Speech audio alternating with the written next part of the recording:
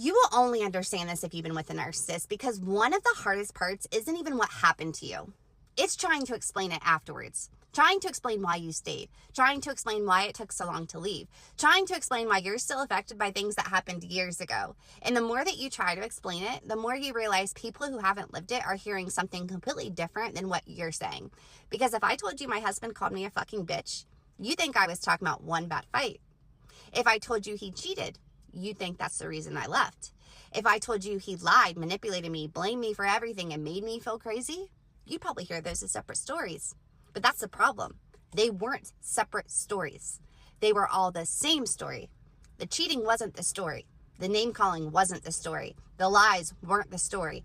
The story was waking up every single day wondering which version of him I was getting. The story was never feeling emotionally safe. The story was questioning my own reality so often that I stopped trusting myself. The story was spending years explaining away behavior that should have been a deal breaker. And that's the part people don't see. They're hearing one chapter. You lived the whole book. And unless you lived it, I don't know if there are words big enough to explain.